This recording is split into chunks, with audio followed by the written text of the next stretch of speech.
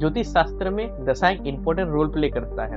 एक दशा को देखिए एक एस्ट्रोलॉजर प्रेडिक्ट करता है किसी भी पर्सन के लाइफ के मेजर इवेंट्स को। कुछ दशा बड़े होते हैं जो कि 20 साल के होते हैं और कुछ दशा छोटे भी होते हैं जो कि 6 साल के होते हैं। हिमसोत्री दशा सीरीज में एक दशा खत्म होने के बाद दूसरा दशा आ जाता है और इन दो दशाओं के बीच का जो ट्रांजिशन पीरियड होता है उसे हम दशा संधि कहते हैं और यही हमारा डिस्कशन का टॉपिक होने वाला है। आप देख रहे हैं Astro Annam, where astrology is simplified for you.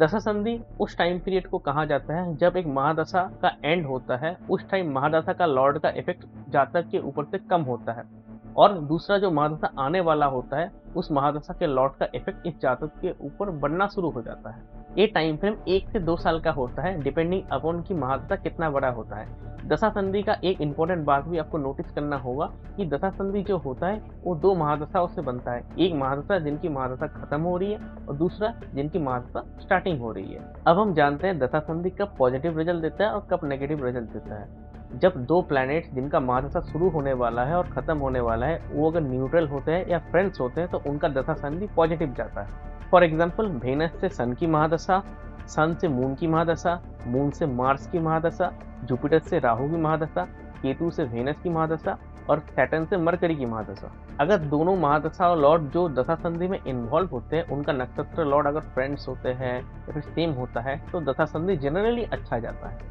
लेकिन जब दोनों महादशा लॉर्ड एक दूसरे के एनिमी होते हैं तब दशा संधि में दिक्कतें आ सकती है। फॉर एग्जाम्पल मार्स से राहु का महादशा, जुपिटर से सैटर्न का महादशा और मरकरी से केतु का महादशा।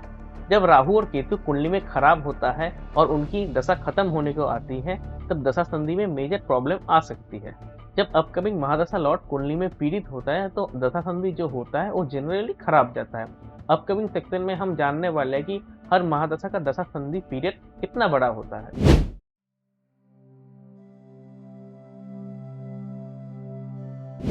अब हम बात करने वाले हैं कि हर एक महादशा का दशा संधि कितने टाइम फ्रेम का होता है। यूजुअली आप इंटरनेट पे या फिर किसी फोरम पे देखेंगे महादशा के 10% पहले वाला हिस्सा और आखिरी वाला हिस्सा इन दोनों को कंसीडर किया जाता है दशा संधि का टाइम। हालांकि ये गलत इंफॉर्मेशन नहीं है लेकिन ये बिल्डअप टाइम को लेकर कैलकुलेट किया गया है। हम बोलने वाले हैं कि जो एक्चुअल टाइम पीरियड है जो एक्चुअली इफेक्ट करता है दशा संधि को वो कितना होता है। तो पहले हम आएंगे केतु के महादशा से वेनस के महादशा के दशा संधि का टाइम पीरियड। ये 1 साल 6 महीने का होता है। केतु के महादशा के आखिरी 6 महीने और वेनस के महादशा के शुरू का 1 साल, इन दोनों को मिला के अगर हम बोले तो ये है दशा संधि का टाइम इन दोनों महादशाओं के। केतु का महादशा इंसान को आइसोलेटेड और होपलेस बना देता है लेकिन इसके अंत के 6 महीने में आपको थोड़ा थोड़ा होप आना शुरू हो जाता है क्योंकि वेनस का एनर्जी आपको इफेक्ट करना शुरू कर देता है। और वेनस के महादशा के पहले 1 साल में भी आपको पूरी इफेक्ट देखने को नहीं मिलेगा क्योंकि केतु का इफेक्ट वहां भी रह जाता है, इसीलिए दशा संधि का टाइम इंपॉर्टेंट बन जाता है। एक चीज आप नोट कीजिए कि अगर आपका वेनस आपके कुंडली में अच्छा हो तो फिर आपका ये दशा संधि का टाइम अच्छा जाने के चांसेस बहुत ही हाई होते हैं। अब हम आएंगे वेनस की महादशा से सूर्य की महादशा का दशा संधि पीरियड पे। ये भी 1 साल 6 महीने का होता है लेकिन वेनस के अंत के 1 साल और सूर्य के शुरू के 6 महीने इन दोनों को मिला के ये दशा संधि का पीरियड होता है। वेनस का महादशा मेटेरियलिज्म और बैलेंसिंग का होता है। साथ ही इस महादशा के टाइम पे आप अपने ओवरऑल प्रेजेंटेशन और लुक पे फोकस करते हैं और साथ ही वेनस के महादशा का आखिरी 1 साल में आपका लाइफ में ऐसा कुछ इवेंट होगा जिसके कारण आपका ईगो अप होगा या फिर डाउन होगा। ये डिपेंड करेगा कि आपके कुंडली में सन कैसा प्लेस्ड है। और सन के महादशा के शुरू 6 महीने में भी आपको वेनस के महादशा का इफेक्ट देखने को मिलेगा। वेनस का एनर्जी आपके लाइफ में रहेगा लेकिन इसके बाद इसका इफेक्ट टोटली खत्म हो जाएगा। अब हम आएंगे सन के महादशा से मून के महादशा का दशा संधि पीरियड पे। ये 1 साल 4 महीने का होता है और ये सन के महादशा का आखिरी 6 महीने और मून के महादशा का शुरू का 8 महीने का हिसाब लगा के 1 साल 4 महीना होता है। सन का महादशा ईगो, फेम और अथॉरिटी का होता है और इसके अंत के 6 महीने में आपको मून का इफेक्ट देखने को मिलेगा और इसका वाइस वर्सा मून के महादशा के शुरू के 8 महीने में आपको सन के इफेक्ट्स देखने को मिलेंगे। लेकिन अगर आपकी कुंडली में आपका सन कमजोर हो और मून स्ट्रांग हो तो फिर मून का ही इफेक्ट देखने को ज्यादा मिलेगा। आप कोमल बनते रहेंगे और आप सॉफ्ट स्पोकन बन जाएंगे। और अगर मून खराब होता है आपके कुंडली में तो फिर आपका स्पाउस के साथ आपका झगड़ा हो सकता है और आपके ऊपर कोई नेगेटिव और आ सकता है, या फिर आपको आपके सोल का पर्पस मालूम नहीं होता है और आप इमोशनल होकर गलत डिसीजंस लेने लग जाते हैं इस महादशा के दशा संधि टाइम पीरियड में। अब हम आएंगे मून की महादशा से मार्स के महादशा के दशा संधि टाइम पीरियड पे। ये भी 1 साल 4 महीने का होता है, लेकिन मून के महादशा का आखिरी 8 महीना और मार्स के महादशा का शुरू का 6 महीना, इन दोनों को हिसाब लगा के ये महादशा का दशा संधि का टाइम पीरियड हिसाब लगाया जाता है। मून के महादशा में जातक एक इमोशनल, नर्चरिंग और केयरिंग किस्म का पर्सन होता है, लेकिन मून के महादशा के आखिरी 8 महीने में पर्सन के अंदर एक मोटिवेशन आ जाता है कुछ करने का।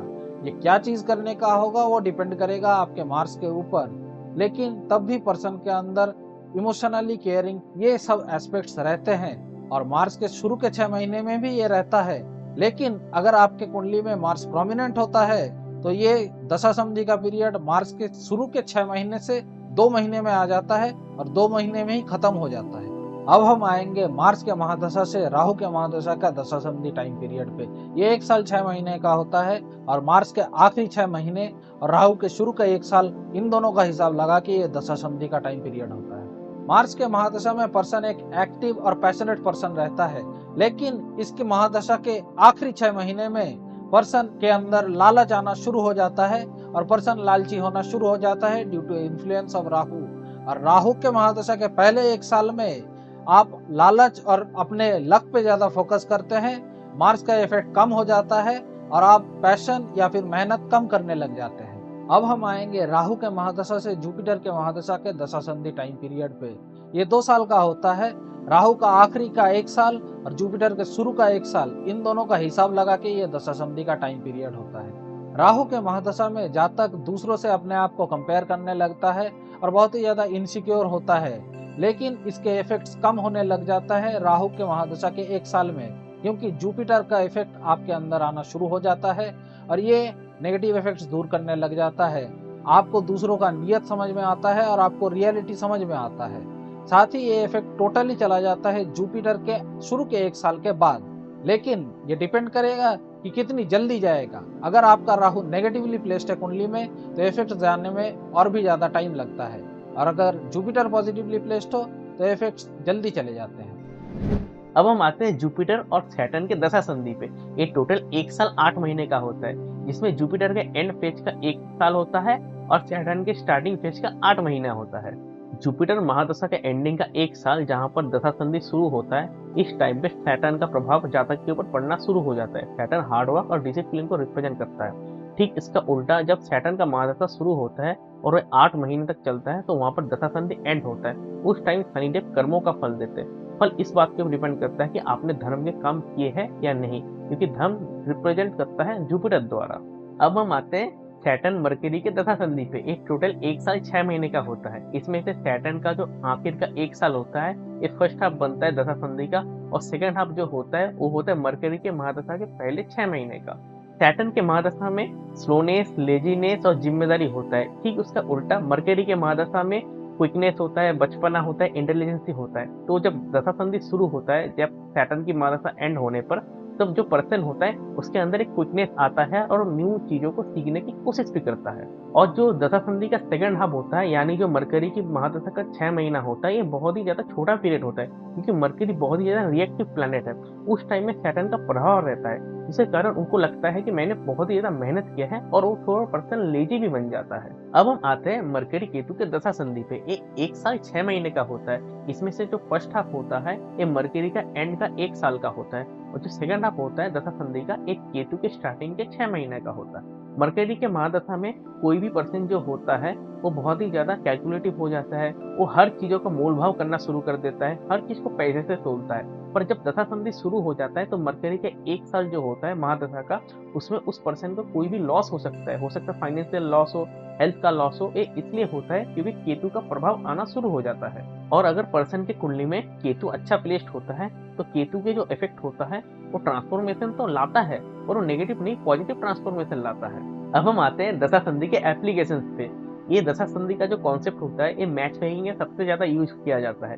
जब किसी भी पर्सन का दशा संधि चल रहा होता है तो हमको ये चेक करना पड़ता है कि उसके पार्टनर का उस टाइम में दशा अच्छा चल रहा है या नहीं चल रहा है। एक फैमिली का फ्यूचर कैसा होगा ये भी दशा संधि द्वारा देखा जाता है। अगर कोई भी फैमिली में 2 से 3% का अगर दशा संधि एक साथ लग रहा है तो हमको ये देखना पड़ता है वो पॉजिटिव दशा संधि है या नेगेटिव दशा संधि है, क्योंकि ये पूरा फैमिली का फ्यूचर डिटरमाइन करता है। दशा संधि में जातक आने वाला जो टाइम होता है, जो महादशा होता है, उसके लिए किस तरीके से अपने आप को एडजस्ट करना होता है वो भी मालूम कर सकता है।